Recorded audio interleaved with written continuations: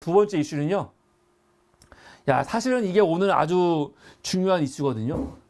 윤석열이 쌍특검에 대한 거부권 행사한 거에 대해서 민주당이 권한쟁의 심판 청구한다고 했는데 반드시 해야 되죠.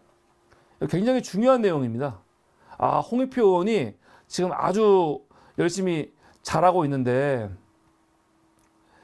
지난 28일 날 쌍특검이 국회를 통과되자마자 대통령실이 바로 반응이 나왔어요. 보내라면 보내. 보내는 즉시 우리는 거부할 거야. 제가 이거는 방송을 여러 번 했지만 사실 국회 입장에서는요 굉장히 모욕적이죠. 대통령이 지금까지 법안 거부권을 6번 했어요. 6개의 거부권. 법안 6개를 거부했거든요. 지금까지. 그런데 한 번도 법안을 거부하면서 이렇게 미리 예고하거나 그러니까 법 통과되자마자 입장이 나오거나 그런 적이 없어요. 그냥 오면은 거부하는 거였지. 근데 이번에는요. 아예 국회한테 보내려면 보내. 막 그렇게 그냥 비아냥거리듯이 법 통과되자마자 보내려면 보내. 보내는 순간 거부해버릴 거야. 이건 진짜 그냥 거부로 끝나는 게 아니고 정말 무시하는 거지 국회를. 개무시하는 거야. 그러니까 홍익표 의원이 그 다음날 바로 대통령의 거부권 남발에 대해서 그냥 넘어가지 않겠다. 권한쟁의 심판 청구하겠다. 그렇게 경고를 했습니다. 그런데요 여러분 국무회의가 언제 있죠? 국무회의가 일주일에 2번 있어요. 2번. 언제 있냐? 화요일에 한 번 있고 목요일에 한 번 있습니다. 일반적으로. 국무회의 매일 하는 거 아니에요. 화요일과 목요일 날 있죠. 그런데 지난 1월 4일이 화요일이었어요. 화요일. 국회에서 쌍특검이 통과됐는데 그 통과된 게 아직 정부로 넘어가지 않았습니다. 아직 이송이 안 됐어. 그래서 1월 4일 날 화요일 날 이송이 될 거라는 말이 있었어. 근데 그날이 화요일이죠. 국무회의가 있는 날이야. 그래서 그날 어떤 일이 있었냐? 진짜 황당한 일인데 국무회의를 원래 오전에 하거든요. 10시에 해야 한단 말이야. 10시에. 근데 국무회의를 오후로 연기했습니다. 이게 무슨 말이에요? 연기 왜 한 겁니까? 국회에서 오늘 쌍특검이 넘어오면 아예 오늘 오자마자 국무회의에서 그냥 거부해버려야지. 그럴 마음으로 지금 기다리고 있는 거야. 야 오기만 해. 그냥 끝내버릴 거야. 그래서 오후로 연기했어요. 그런데 그날 안 보냈죠. 국회 사무처가 오늘 이송 안 한다. 안 보냈어. 안 하는 바람에 아직은 넘어오지 않았습니다. 야, 이럴 수가 있나? 아니, 고민하는 척도 못해요? 고민하는 척? 좀 이거에 대해서 정말 고민하는 척을 조금이라도 할 수 있는 거 아니야? 이게 다른 법안도 아니야. 윤석열이 지 가족 문제, 지 아내 문제거든요? 그냥 일반 법안도 아니고 이건 지 아내 문제야. 아내의 범죄를 수사하기 위한 건데 이거를 그냥 거부하는 게 눈치도 안 보여? 눈치도 안 보이는 거야. 그러니까 야 빨리 보내. 시간 끌지 마. 아예 거부하려고 작정을 하고 있는 거지. 그러니까 국무회의를 오후로 옮길 정도로. 야 이럴 수가 있냐.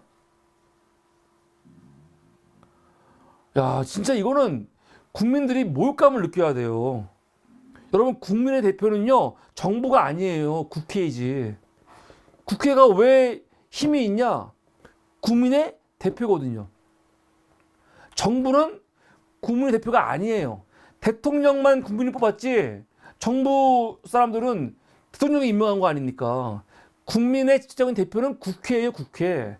국회를 이렇게 모욕하는 건 국민들을 모욕하는 거거든. 아니 새해에 조선일보와 TV조선이 조사한 여론조사에서도 국민들이 특검에 대해서 대통령 거부하지 마라 반대하는 게 63. 63이에요. 중앙일보에서는요. 65야. 그런데 눈치도 안 봐. 눈치도 안 봐. 이럴 수가 있습니까?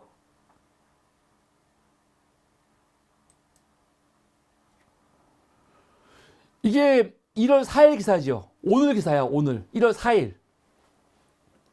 국회에서, 지금 국회에서 오늘 보냈습니다. 오늘 목요일이잖아요. 근데 오늘 1월 4일 날 보냈어요. 이송했어. 화요일 날 안 보내고 오늘 보냈어. 근데 오늘은 이미 국무회의가 끝났죠. 끝나고 언제 보냈냐면 오후 4시 정도에 정부로 이송을 했거든요. 그러면 어떻게 합니까? 기다려야 돼. 1월 9일까지. 다음 주 화요일 날 국무회의 있으니까 그때 처리하면 돼요. 그런데 지금 뭐 한다는 겁니까? 내일 국무총리 주재로 해갖고 임시국회 연다는 거 아닙니까? 왜? 김건희 특검법 거부하기 위해서. 야, 나 진짜 웃겨 죽겠어. 그렇게 뭐 공정한 수사, 공정정의 외치던 새끼들. 아니, 조국장관 수사할 때, 가족 수사할 때 법무장관으로 있으면서 조국이 여기에 관여하지 마라. 권력은 더 철저하게 수사해야 된다. 그렇게 개지랄 떨던 새끼들이 정작 웃기잖아요. 지 와이프와 관련된 특검을 통과시키려고 하니까 그거를 대놓고 거부하잖아, 이렇게. 심지어 이거를 다음 주 화요일까지 기다릴 수도 없어갖고 내일 임시국회를 열어가지고 거부한다는 거 아닙니까? 정말 사람 같지 않은 새끼들. 윤석열 들어와갖고 지금 법안 6개 현재 거부한 상태입니다. 6개. 근데 여러분 6개가 많은 거냐? 이명박 때 법안 거부 한 번 했어요. 한 번. 이명박 때 한 번. 박근혜 때 2번 했어요. 문재인 정부에서 한 번도 안 했어요. 근데 윤석열은 지금 벌써 6번 한 거지. 그리고 지금 또 특검까지 7번째 거부한다는 거죠. 그리고 또 이태원 참사 특별법 올라오면 또 거부할 거 아니야. 이게 뭐야? 대통령의 권한이다. 어떤 사람들은 대통령 권한인데 왜 그래? 이 권한이라는 거를 이렇게 남발하라고 있는 게 아니에요. 대한민국 헌법 53조에 국회에서 법안이 올라오면 15일 안에 대통령이 공포해야 돼요. 이게 1번이야. 이게 기본이야. 그런데 법률안에 의의가 있으면 대통령이 제의를 요구할 수 있어요. 지금 이게 거부권이거든요. 이거 하나 믿고 그렇게 그냥 법안 올라오는 것마다 다 거부하고 있는 거죠. 이 깡패 새끼. 국민의 민의를 완전히 무시하는 새끼죠, 이게. 국회를 무시하는 새끼. 이거에 대해서 홍익표 원내총무가, 원내대표가 다시 한번 입장을 정확히 말했죠. 지난번 말한 것처럼 대통령이 거부하면 이렇게 대통령이 그냥 무분별하게 거부를 하면은 뭐 하겠다? 모든 법적 조치를 검토하겠다. 그랬습니다. 이건 뭐냐면 아까 말씀드린 권한쟁의 심판 청구하겠다는 거죠. 이 근거도 헌법이에요. 윤석열이가 법안들 거부하는 것도 헌법에 근거한 거죠. 그런데 권한쟁의 심판도 헌법에 근거한 겁니다. 111조. 111조에 헌법재판소에 권한이 있는데 그 중에 하나가 뭐가 있냐면 권한쟁의 심판 청구가 있어요. 권한쟁의 심판 청구는 뭐냐면 국가기관 상호 간에 또 국가기관과 지자체 간 혹은 지자체 상호 간에 이 권한쟁의 심판이거든요. 지금 이거는 뭐냐면 중앙정부와 지자체 간의 권한 가지고 서로 헌재한테 책임을 물을 수 있어. 이게 어떻게 되는 판단을 구할 수 있어. 또 지자체와 지자체 간의 그 권한과 관련해 가지고 헌재한테 뭡니까? 그 판단을 구할 수 있어. 그 또 뭐가 있냐? 국가기관 상호간. 여러분 국회와 대통령 행정부 그리고 사법부 다 분리되어 있죠. 지금 이 홍익표 대표가 한다는 거는 국회 차원에서 행정부, 대통령에 대해서 권한쟁의 심판을 하겠다는 거거든요. 국회가 법안을 합법적으로 절차에 따라 가지고 이거를 의결해 갖고 보냈는데 대통령이 막 무시해 버리잖아. 더군다나 지금은 뭡니까? 지금은 대통령 부인과 관련된 거거든. 이거는 사실은 이해 충돌이 있는 거 아닙니까?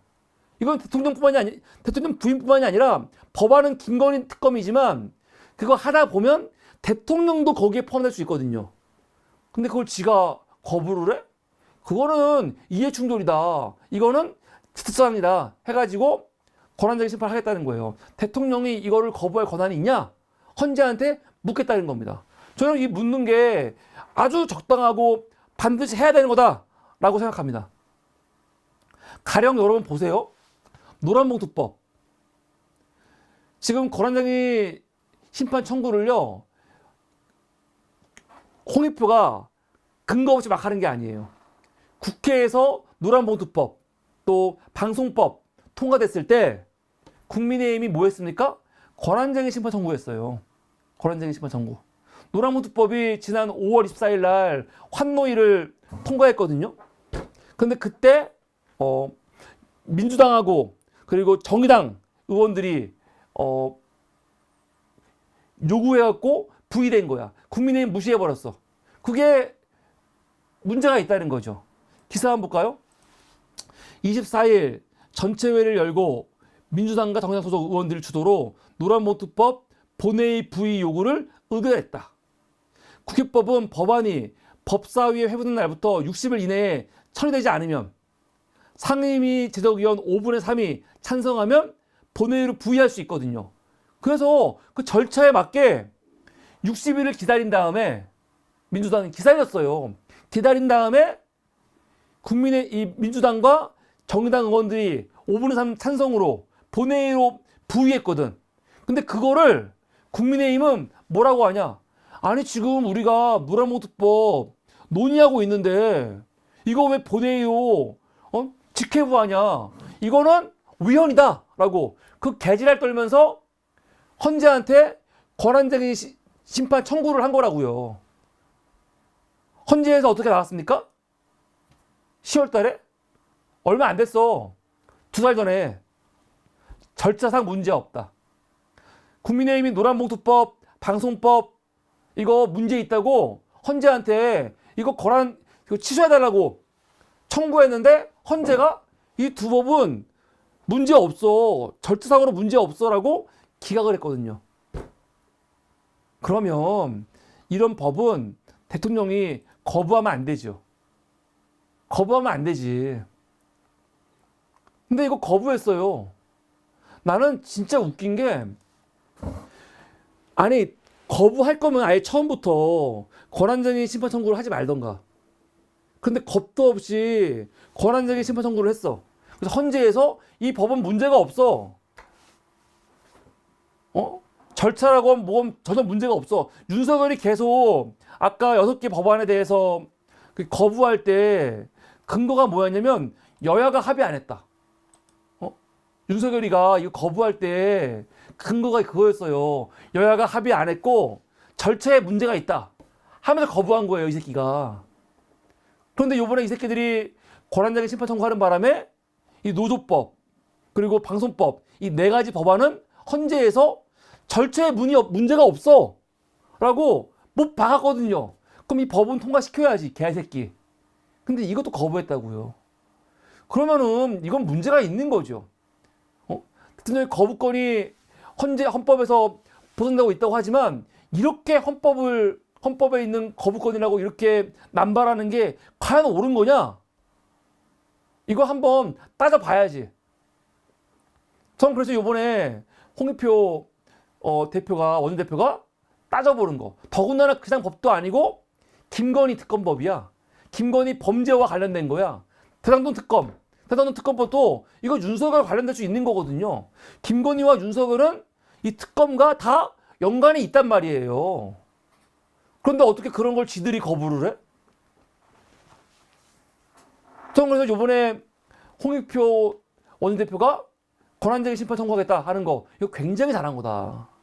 굉장히 잘한 거고, 이거 한번 판단을 받아봐야죠. 굉장히 중요한 거고, 판단을 받아봐야 한다고 생각합니다. 홍익표 원내대표가 굉장히 잘하고 있죠. 저는 홍익표 원내대표가 지금 지역구를 옮기지 않았습니까? 옮기지 않았으면은 홍익표는 무조건 당선이에요. 무조건. 그런데 요번에 어디로 옮겼어요? 서초구 을. 대단한 것 같아요. 사실 이 기사가 엄청나게 나와야 돼. 지금 국민의힘에서는요, 영남 중진 의원들 험지가라고 대통령이 압박하고 개지랄 떨어도 아무도 안 움직이지. 뭐 장제원 안 나오기로 하고 하태경 나왔지만 다른 사람들 아무도 안 움직이잖아. 그 와서도 자기들한테 어떻게 하면 유리한데 갈까 그지를 하고 있는데 홍익표 어떻게 했어요? 본인이 민주당 중진으로서 험지가겠다 해놓고 어디 온 겁니까? 서초구 을. 서초구 을은요, 지난 87년 이후에, 그 전도 마찬가지지만 역대 민주당이 한 번도 당선이 된 적이 없는 민주당한테 아마 지역구, 전국 지역구 다 합쳐갖고 거의 제일 어려운 곳이 서초구 을이에요. 물론 대구도 어렵지만 이렇게 어려운 곳이야. 거기를 본인이 자원해서 간 거 아닙니까? 야, 이 정도 다이면 이건 막 언론들이 막 찬사 보내고 막 띄워주고 그렇게 해야 돼요. 야, 홍익표 대단하다. 진짜 선당우사 막 이게 난리 쳐야 되거든. 근데 언론들이 이거 갖고 크게 부각을 안 시켜. 너무한 것 같아, 이 새끼들 진짜. 이거는 진짜 여야를 떠나가지고 엄청난 헌신이거든. 이럴 수도 있어. 내가 험지갈게 하면서 지금 민주당이 의석을 뺏긴 곳이 있잖아. 용산, 종로. 그런 데 있잖아. 차라리 송파는 그래도 가능성이 있거든요. 용산도 종로도 송파도 다 가능성이 있어. 지금은. 그런데 여기는 가능성이 굉장히 낮아요. 진짜 어려운 곳이야. 근데 여기 갔잖아. 여기를. 그럼 이거 가지고 언론들이 막 박수치고 사실은 막 치켜 세워야 되는데 그런 것도 없어. 나쁜 새끼들.